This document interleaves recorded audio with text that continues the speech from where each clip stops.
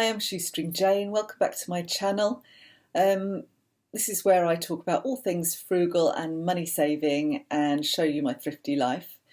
This week and recently, actually, I have been thinking about our energy bills. I'm always fairly careful. We are generally fairly cautious with our energy, partly because we don't want to spend money we don't need to spend, and partly because we want to be a bit more environmentally friendly. And it suddenly got very chillier today, which made me think about it. As I say, on my dog walk, I went out with a big jumper on and then had to put my emergency rain jacket on as well because it was a really cold wind. And I haven't put the heating on yet. I don't like putting the heating on in September. It's still September. But I'll probably have to do it at some point in the next month, as little as possible, really, especially as it looks as though we could, in the UK anyway, but possibly also in Europe, wider Europe, be looking at an expensive winter in terms of our fuel bills, our gas and electricity bills. So we're being told currently in the media that our bills could increase by up to 50%. The government are talking about putting an energy cap on, and some energy suppliers have already gone under because of that.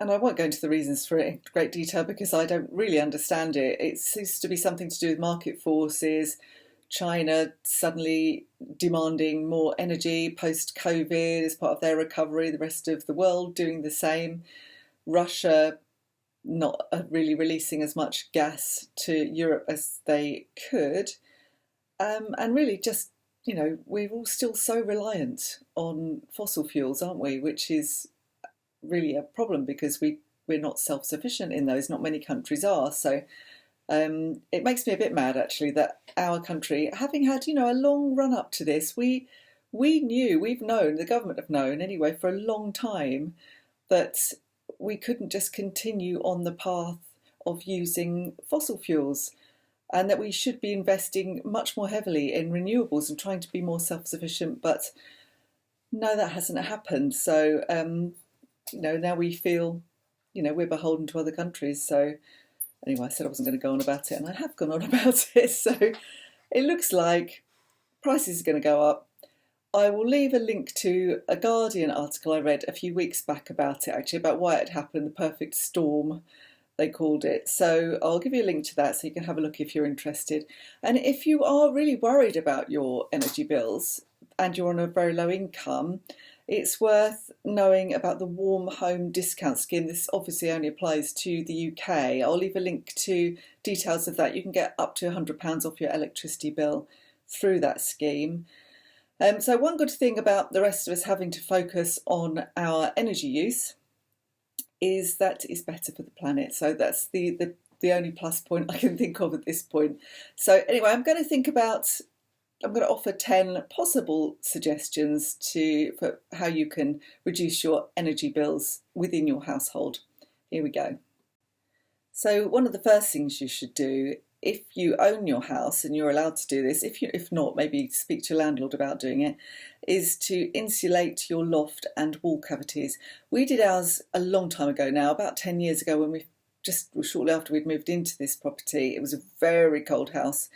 We managed to get ours done for free through a scheme. We were with British Gas at the time, and they were doing a scheme giving it for free, so we had it done through that. So we were lucky, but I think there are still various schemes where you at least get it reduced, the cost of it reduced. So check out your government website and see. I'm in the UK, that's gov.uk, and just see what possibility there is. Also ask your energy provider and see if they offer any schemes. So that made a big difference to our fuel bills and how warm and cosy the house felt. I don't know how the people before had managed in this house. It was really quite cold. Other things that we have done that you could consider doing is you can get that kind of insulated foil stuff. It feels like bubble wrap, but it's silver, and we've got it behind the radiator in here, in several rooms actually. We've put it behind the radiators, and it's remarkable. It makes quite a difference, and it's a very inexpensive way of doing it. In our back room, in my little office, because it's only a single shell room, it's an old outside loo and coal hole that's been attached to the house at some point. It's quite a cold room. In there, we actually used polystyrene backed wallpaper, and some people say, oh no, that's a fire risk, but obviously this is current, up to current fire reg standard. We only did it a couple of years ago.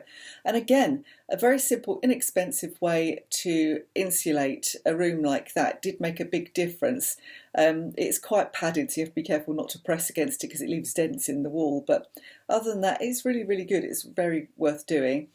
We had a very drafty old front door at one point. We did save up and replace the door, and it's much better now. But we had a big heavy door curtain that I got on eBay second hand there, and that again, that makes a difference. You could use just old-fashioned draft excluders or rolled up towels under doors, thick heavy curtains against your windows. These kind of things aren't expensive, especially if you go to the charity shop for your curtains, and they do make a difference to the warmth of your house and maybe mean that you can turn the heating down a little bit. So then that would be my next tip. Turn down your thermostat to maybe no more than 21 degrees. That's what the Energy Saving Trust says to do. I think ours is on 20. I don't know, that's degrees centigrade. I'm not sure what that is in Fahrenheit. The Energy Saving Trust says you could save around £65 a year just by doing that. So it's not a massive saving, but you know, every little helps when you're doing it as part of a general kind of review of your energy usage. It all adds up. And you can also turn the thermostat down on your boiler for the heat of your water. And I did that as well. I went up in the loft where our boiler is and turned that down, and nobody noticed at all. So that is also worth doing. Okay, so on to number 3. When you do your laundry, try a cooler wash. So maybe rather than 40 degrees, use a 30-degree wash. Rather than 60, use a 40-degree wash. Just a slightly cooler wash. And make sure that you don't put your washing machine on until you've got a full load so that you're not wasting electricity. So those kind of things help. Number 4, if possible, line dry your washing. We do that all through the summer. As soon as it's a sunny day, the washing's on and it's on the line. I always do the bedding and the towels and that kind of thing when I think it's going to be a sunny day.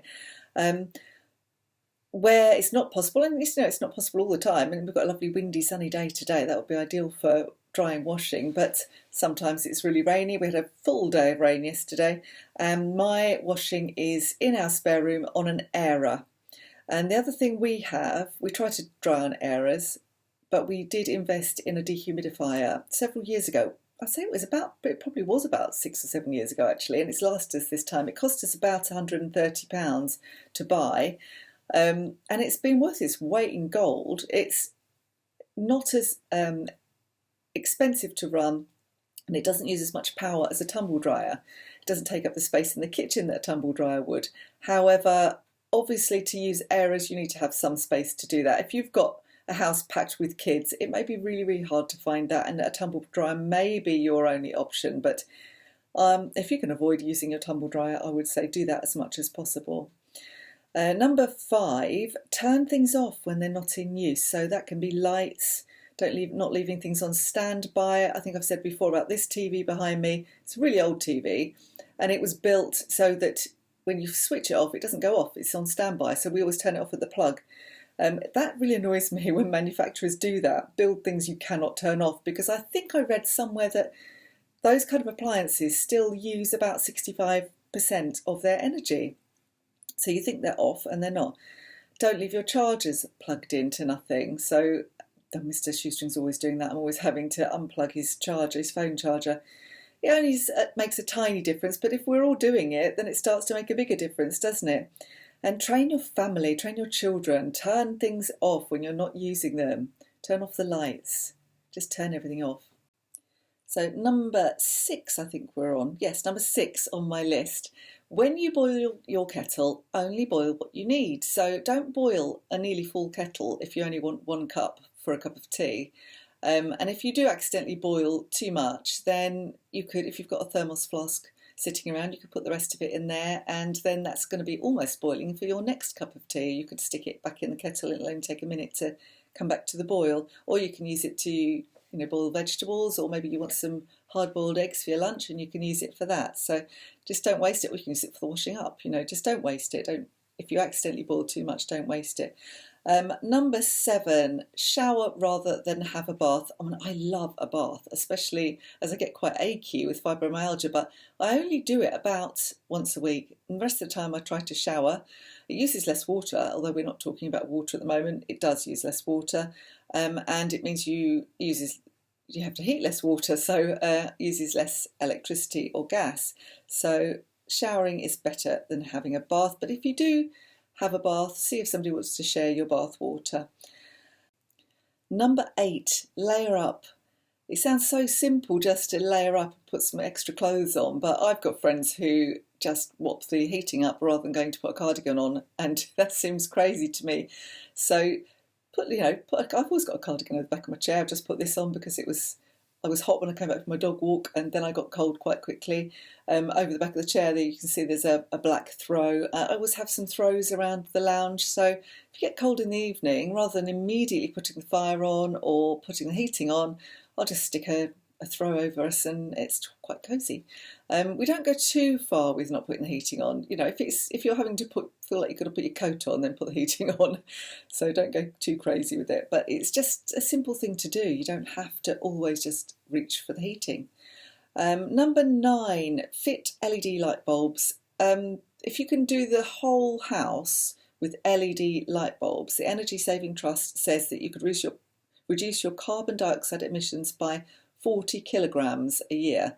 So that's the same amount produced by your car if you were driving 150 miles. So again, you might think that's quite small, but in terms of saving money over time, it does add up, and also for the planet, it's better, it's more eco-friendly if we use less. And number 10, if you've got your oven on anyway, so for example, if you're cooking a casserole for dinner, then can you use it for something else at the same time? Could you cook the next day's dinner at the same time? Could you bake a cake? Could you make some flapjacks for lunch boxes? Just think about using your oven efficiently. So if you're going to do something, if you're going to do a casserole, then do something else. And if you can't do 2 things, then consider maybe using a slow cooker rather than your full oven. My slow cooker is brilliant. It gets used a lot from about now all the way through till spring, as we make lots of stews and soups and that kind of thing, and they cost very, very little to run, so they're very efficient. Very worthwhile investing in a slow cooker, and I've seen them in charity shops as well, so you could probably get a second-hand one. It's the sort of thing that's worth putting out a wanted ad on your local free cycle group for. So they're just 10 things off the top of my head. There are lots of other things I am sure you could do. I mean, personally, this whole thing makes me wish I could be off grid. I've mentioned that before. I just wish that I could cover the roof with solar panels and get maybe a wind turbine in the garden. We've got a bit of a wind tunnel in our garden. It gets quite windy out there. So, just to generate some of our own electricity and heating maybe. It's just worth thinking about doing those things if you can afford to do them. All of the council houses around here have got solar panels, and I'm sure they're going to really appreciate that, since many of the people that are in the council houses are also on low incomes. So this hike in prices is likely to hit them the most. So I think they're going to be worth their weight in gold again. So. And what ideas do you have to reduce your gas and electricity usage? Please share in the comments below, and share if you're worried. Are you worried personally about how it's going to impact on you financially and your family? So I'd love to hear from you. So do let me know in the comments below. And if you enjoyed this video, don't forget to give me the thumbs up and like this video, and turn on your notifications so you know when I'm about to publish something else. And please subscribe. I really appreciate everybody who does subscribe, and I will see you next time.